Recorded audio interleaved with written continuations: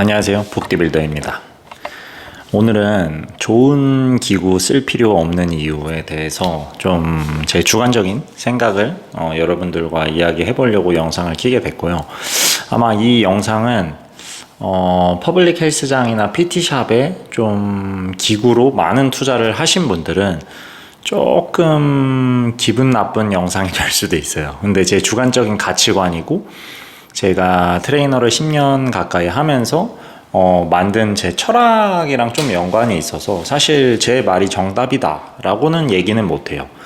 근데 제가 실제로 왜 이런 말을 하냐면은, 웨이트 트레이닝을 만약에 기구가 소프트웨어고 내 몸 자체가 하드웨어라면은 어떤 게 영향이 클 거라고 생각하세요? 대부분 사람들은 이 소프트웨어가 엄청 중요하다고 생각을 해요. 기구가 좋고 시설이 좋고 그래야지 내가 운동이 잘 되는 거다라고 많이들 생각을 하시는데, 사실 웨이트 트레이닝, 근력 운동 기구들의 원리는 정말 단순해요.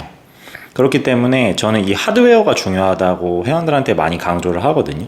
이유는 뭐냐면은, 사실 우리가 웨이트 트레이닝은 역사가 길어봤자 100년밖에 안 되거든요. 근데 저희가 그렇게 유명하진 않지만 사실 역사적으로 가장 발전이 많이 되고 사람 몸에 대한 연구를 많이 한 운동이 바로 사실 요가라는 운동이에요. 근데 요가가 이제 상업적으로 사실 크게 성공하진 못했지만, 요가라는 운동 보면 어떠죠? 기구나 이런 거 안 쓰죠. 그냥 그런 하드웨어를 단련하고 좀 긴장을 풀고 호흡에 집중하면서 조금씩 늘려나가면서 그런 심신을 단련하는 대표적인 운동이거든요. 근데 제가 원래도 이런 기구, 소프트웨어보다 이 사람 몸을 다루고 느끼고 긴장을 풀고 심신을 단련하는 이 능력을 중요하다고 생각했는데, 요가를 배워보고 이 가치관이 확고해졌어요. 그렇다고 제가 무조건 정답이다 이건 아니지만, 예를 들어서 하드웨어가 좋으신 분들은 좋은 소프트웨어를 썼을 때 차이를 느낄 수 있어요. 근데 반대로 이 하드웨어에 대해서 민감한 저 같은 사람들은, 좀 운동을 오래 하셨거나 요가나 웨이트를 병행하셔서 몸의 그런 체형이나 이런 거에 민감하신 분들은 기구가 그렇게 좋지 않다. 아무리 좋은 기구를 쓰고 안 좋은 기구를 쓰고 싼 기구든 비싼 기구든, 기구는 사실 이 정말 다양한 사람의 몸에 맞게끔 설정해서 했을 때 운동의 효율이 잘 안 나온다라는 생각이 저는 더 강해졌어요.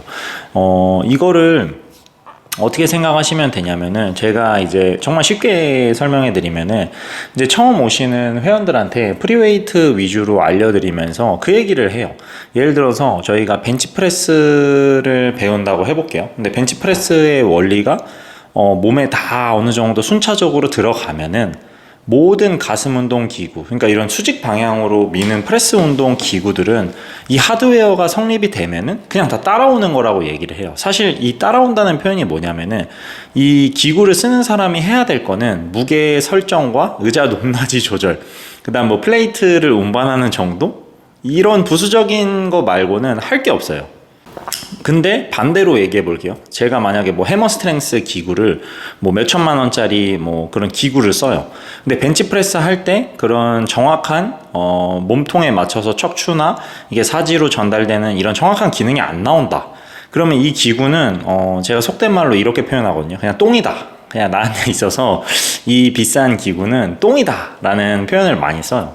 그렇기 때문에 저희가 그냥 간단하게 생각하면 돼요. 예를 들어서 밀리터리 프레스라는 운동을 해요. 근데 이게 사실 제가 회원들한테 얘기할 때 가장 원리가 스쿼트 다음으로 상체 운동 중에서 가장 복잡하면서도 사람들이 수행하기 정말 어려운 운동이다라고 이야기를 해요. 왜냐면 보통 헬스장에 밀리터리 프레스가 이제 중요하다고 생각하셔서 이런 바벨 들고 하는 운동 있잖아요. 이런 걸 정말 많이 하시는데, 그분들 보면은 자기 척추 각이나 이런 관절 각에 안 나오는 운동 범위로 해서 더 안 좋아질 가능성이 큰 게 어느 정도는 보여요. 물론 제가 보는 게 엄청 정확하고 내가 엄청 전문가니까 내 말이 맞아 이런 뜻이 아니라, 대부분 어깨가 조금이라도 말려 있거나 일단 사무직을 하거나 아니면은 몸을 쓰더라도 체형이 다 좀씩 틀어져 있잖아요. 일반 분들 같은 경우는 더 심하고, 그런 분들은 사실 절대로 밀리터리 프레스나 이런 벤치 프레스 할 때 가동 범위가 길게 안 나와요. 그냥 이 사람이 좋아지는 좋아지게끔 몸통에 맞춰서 운동을 시킨다면은 가동 범위가 초반에 절대로 길게 나올 수 없어요. 근데 사람들이 어떻죠? 그냥 뭐 영상을 보거나 아니면은 트레이너가 알려줘서 이제 헬스장에 가서 그 동작 자체를 수행하잖아요. 이 하드웨어가 지금 엄청 낮은 상황인데 프리웨이트를 할 때도 그냥 이 프리웨이트의 전체적인 그림인 소프트웨어만 보고 사람들이 운동을 하기 때문에 혼자 운동하시면 하실수록 계속 불편해지고 거부감이 더 많이 드는 거라고 생각을 해요. 그래서 이 밀리터리 프레스 같은 경우도 제가 정말 체형이 안 좋아서 안 나오는 분들은 몇 번 시도를 해보다가 안 되면은 일단 포기해요. 저는 또 스타일 중에 하나가 제가 무슨 수를 써서라도 이 사람을 이걸 해줬는데 자꾸 이게 몸통에서 무게가 세고 몸이 연결되지 않고 무게가 나가는 느낌이다 이러면은 사실 저는 그 운동에 많이 집착하지 않아요. 그냥 그거보다 더 쉬운 단계, 예를 들어서 사실 밀프보다 벤치프레스가 더 쉬운 단계거든요.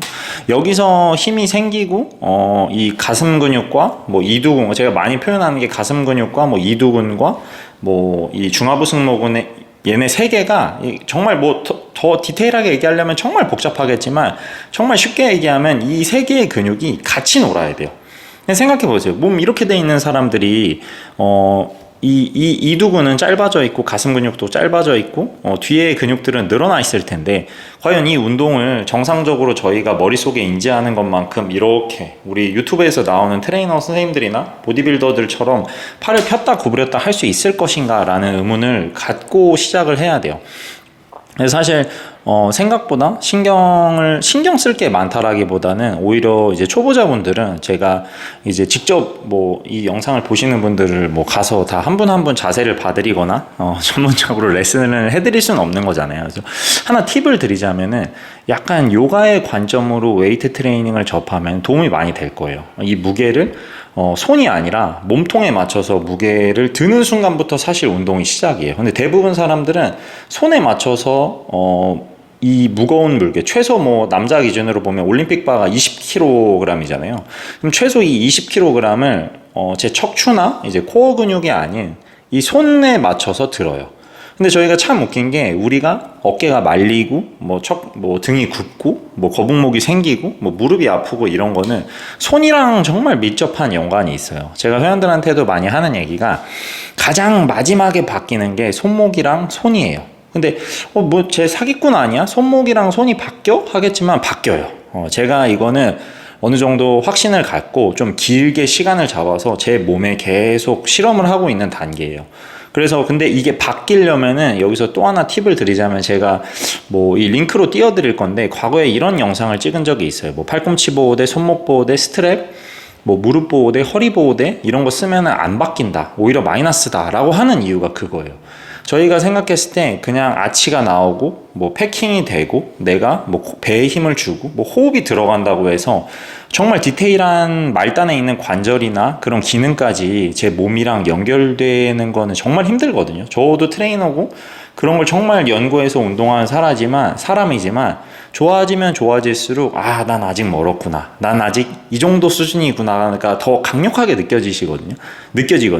아마 전문적으로 뭐 운동을 하시거나 사람 몸을 다루거나 본인이 그거에 대해서 좀 재미를 느끼시는 분들은 제 말이 어떤 느낌인지 바로 공감을 하실 거예요. 그래서 끝이 없어요. 저도 회원들한테 항상 얘기하는 게 저도 잘 모르겠다. 근데 지금 회원님 단계에서 이렇게 하시면 좋아진다는 확신은 있다. 근데 얼마나 걸릴지, 어떤 아웃풋으로 어떤 몸의 변화가 생기고 어떤 근육이 짧아지고 늘어질 때 디테일한 거는 고쳐가면서 나오는 게 사람마다 다 다르다. 이런 식으로 보통 표현을 해요.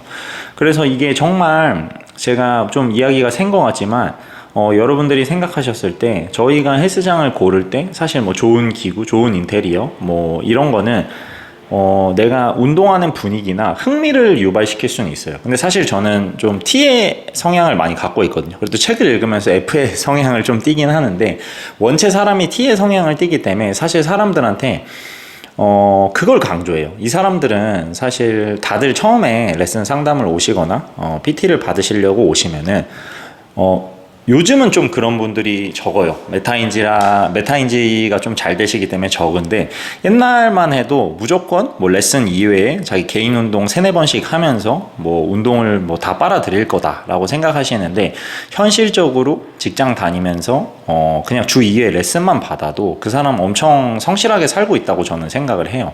그리고 그만큼 이 사람이 주 2회 저를 믿고 이 2시간만 투자하는 거에 대한 효율을 최대한 늘려줄 수 있는 방법이 무게 설정은 좀 다르지만 프리웨이트 위주로 수업하는 것밖에 없다고 저는 생각을 해요. 물론 이 사람한테 뭐 기구도 알려주고 뭐 이렇게 해서 흥미나 재미를 유발해 줄 수도 있지만, 사실 똑같은 뭐 벤치프레스를 하더라도, 뭐 밀리터리 프레스를 하더라도, 뭐 스쿼트를 하더라도, 런지를 하더라도 이 사람 체형이 달라지고 특정 근육들이 늘어지면은 같은 운동을 하더라도 느낌이 달라지고 더 힘들어지고 심박수도 오르고 동작도 더 범위도 늘면서 달라져요.